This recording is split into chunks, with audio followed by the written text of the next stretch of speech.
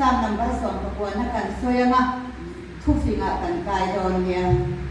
lo soyang van ke kian pathian ho puisia akhia tira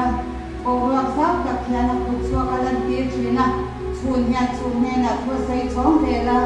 zan hian kan he na chiang na lan chong din vela thu soi reng ne tong reng ma om lo ba an o tu be ma sia thi ani lo an te no kui chu le nong lo song song a sam so ina oma an tu tu ko ki chen na thang chwa ta chu ma chwan ni kan chen kwan ni na zara tu ni chu mo ne tu ra pin na ta chwa am chu ni tak tak amin na kan na ko ma kan tu dim chi a chwa na tu ko ki so pa tra min ni a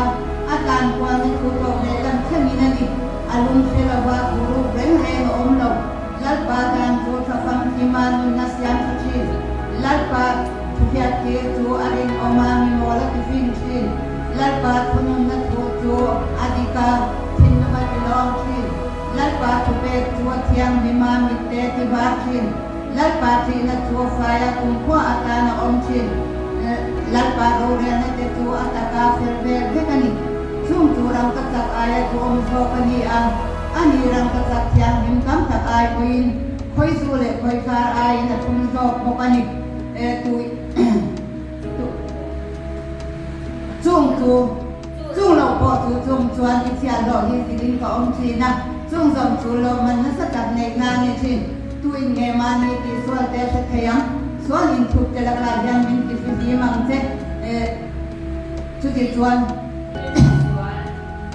ti swal lo tu ri ni chia lo hi min te la ka tu ma tu ne ti swang te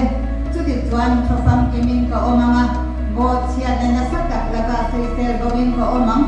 olal pa kalung kuile ni kan tu kaka atu sa kare ka tinua ngai kwa ne ti imit mo lobla ka inom ro se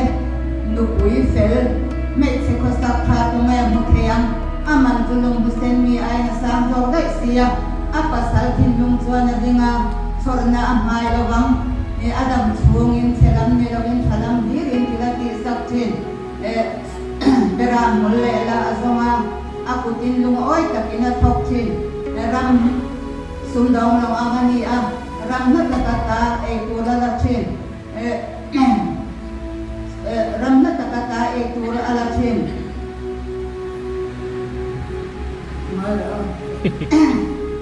sum dong lo angani ram na takata e tura la chin e khovar mai na thowa at sum te e tura ta china at sia lo anula te hena an ki tu te a thil chin wan tu rangai tu a